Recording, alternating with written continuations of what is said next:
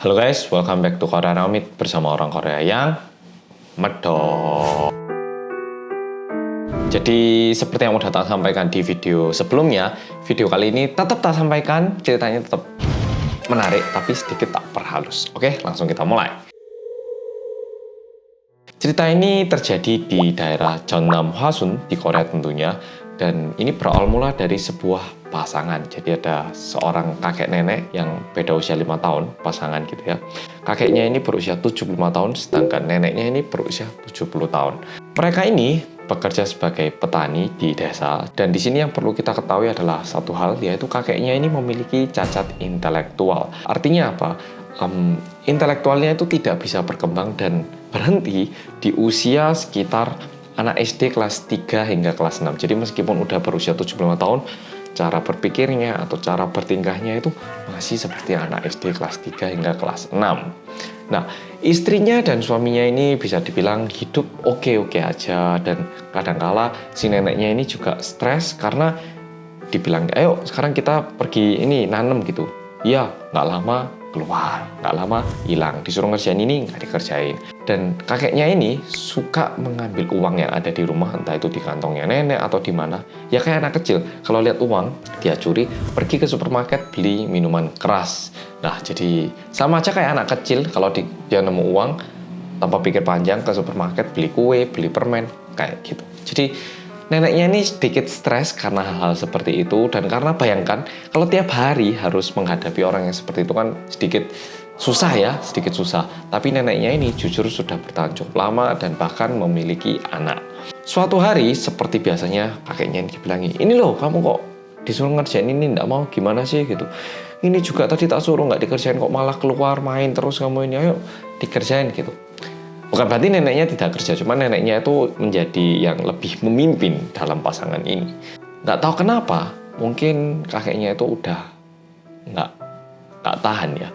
Sama kayak anak SD, kalau kita stresnya berlebihan atau rasa marahnya berlebihan, kadang itu meledak, ada harinya marahnya itu meledak. Dan hal ini terjadi pada kakek itu. Dan kalau berdasarkan ahli psikolog, ketika seseorang yang memiliki kecacatan intelektual melakukan kejahatan, kecenderungan kekerasannya itu melebihi daripada orang yang biasa.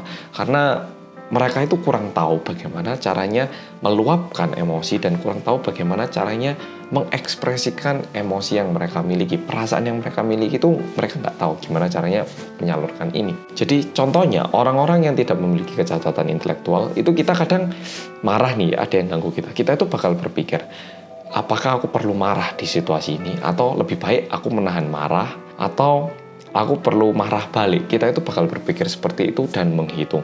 Dan contohnya ada orang minta maaf ke kita. Kita itu bukan memaafkan karena hati kita benar-benar yeay, bukan. Tapi kita kayak ada rasa marah, tapi kita memilih untuk memaafkan kan ya.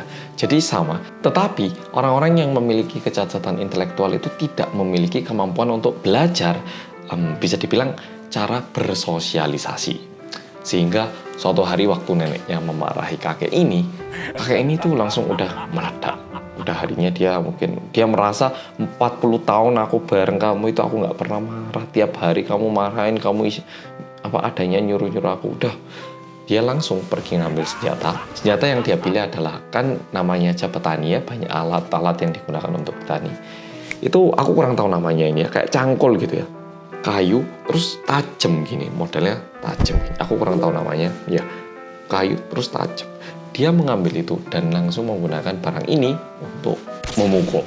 Dan tidak hanya dipukul, tapi kekerasannya ini berlanjut hingga nenek itu harus meninggal. Namun kekejamannya itu tidak berhenti di sini. Kakek itu menyiapkan 2 buah gunting dan 1 buah pisau beserta 1 buah gergaji. Jujur ini aku sendiri merasa kayak sangat gimana untuk bilang ke polo-polo, tapi kakek ini benar-benar memotong istrinya sendiri. Bahkan dia itu punya anak kan dari istri orang ini, tapi istrinya ini tetap dibunuh dan Aku kurang tahu gimana ya caranya menyampaikan hal ini dengan lebih mudah atau lebih halus. To the point, tulang dan dagingnya itu dipisah menggunakan alat-alat itu tadi.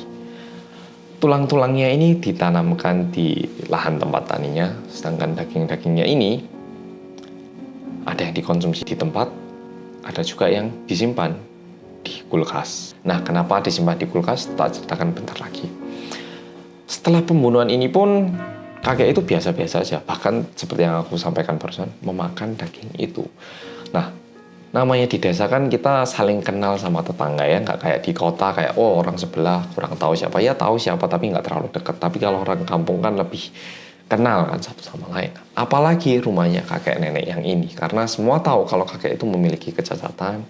Jadi biasanya kalau si nenek ini mau pergi kemana atau harus kemana, itu bilang ke tetangganya, titip dong kakeknya ini, atau saya mau pergi tolong dijaga ya, dipantau, kalau ada apa-apa saya dikabari, atau ya pokoknya pesan-pesan kayak gitu. Tapi ini berbeda, orang-orang kampung itu lihat rumahnya loh, kok neneknya nggak ada, yang ada cuma kakeknya. Orang-orang kampungnya ini merasa sedikit aneh, karena udah 3-4 hari itu nggak kelihatan gitu loh neneknya. Kok neneknya nggak ada ya, kok kakeknya sendiri yang kerja di lahan, terus lahannya itu ya udah nggak teratur kayak biasanya, sedikit mulai kacau gitu. Akhirnya orang-orangnya ini mulai tanya, halo pak gitu, oh halo, kayak itu mana istrinya kok nggak kelihatan. Pura-pura nggak dengar, bilang, oh pergi sebentar, atau diberi jawaban-jawaban yang pertamanya kayak masuk akal, tapi kok besok nggak ada, kok besoknya nggak ada, kayak gitu. Akhirnya orang-orang kampung ini mulai khawatir, karena takutnya nih, mereka itu khawatirnya bisa jadi mungkin neneknya ini kemana, terus lupa cara pulangnya, atau di mana kena masalah gitu kan ya. Akhirnya orang-orang kampung ini menghubungi anak dari pasangan ini, putra ya, yang tinggal di tempat lain. Dihubungi, halo, ini tetangganya papa mamamu, tahu kan ini om siapa gitu. Apalagi orang kampung kan ya, oh iya ada apa gitu. Jadi udah beberapa hari kita orang kampung itu tidak melihat keberadaan mama kamu, cuman ada papa kamu. Terus kalau kita tanyain, papa kamu itu nggak jawab gitu loh, nggak beritahu kemana. Beda sama biasanya bilang ini saya mau kemana berapa hari titip kakek. Ini enggak, kok cuman kakek kamu ya, kok kayaknya aneh. Mendingan kamu telepon deh, coba kamu cek sih, kok kita sedikit khawatir ya. Tetangganya bilang seperti itu. Anaknya mendengar telepon itu langsung mencoba telepon orang tuanya, dan tentu kayak paling ada apa sih di telepon. Halo gitu. Papanya yang mengangkat alias kakeknya itu. Halo pak, ya mama mana pak? Kakeknya itu menjawab pertanyaan ini seperti halnya tidak ada apa-apa. Oh mama, itu di kulkas sekarang. Iya, udah 3 hari kemarin. Seperti halnya tidak ada apa-apa. Dan anaknya ini ngerti kan ya. Dia ngerti kalau papanya ini memiliki kecacatan intelektual, sehingga dia langsung menelepon ke polisi untuk melakukan pemeriksaan, ataupun kalau memang dibunuh ya diproses gitu. Langsung menghubungi polisi, dan anaknya juga langsung pergi ke rumah itu. Seketika polisi nyampe, kakeknya itu nggak seperti orang yang berusaha menghindar atau bersembunyi ataupun berbohong. Ya apa adanya. Oh iya, polisi ada apa gitu. Oh mau bunuh, ya udah. Dan ternyata betul di kulkasnya itu masih ada bagian tubuh neneknya, istrinya sendiri. Dan ternyata kenapa sih daging ini disimpan? Tujuannya itu bukan untuk dimakan sendiri. Ternyata jarak 100 meter dari rumahnya itu ada tempat peternakan anjing, dan daging-dagingnya ini digunakan sebagai makanannya. Dan setelah itu apa yang terjadi? Kakeknya ini memang betul ditangkap dan dihukum. Anaknya, putranya itu sebenarnya meminta untuk hukumannya diperingan, karena mungkin ya, aku nggak bisa berkomunikasi dengan orang itu dan sebenarnya ini tidak terlalu terbuka, tapi dia mengerti kalau papanya sendiri itu memiliki kecacatan intelektual, jadi kalau tinggal sendiri lama pun bisa menjadi masalah. Dan meskipun mamanya yang harus dikorbankan, tapi kakeknya ini kan juga masih bisa dibilang papanya dia. Jadi anaknya itu minta sedikit keringanan. Akhirnya diberi hukuman untuk penjara 20 tahun. Jadi dari usia 75 nanti bakal bebas di usia 95 tahun. Kalau dipikir sebenarnya hal ini paling menyedihkan buat anaknya, karena dia harus kehilangan mamanya beserta papanya dalam waktu beberapa hari.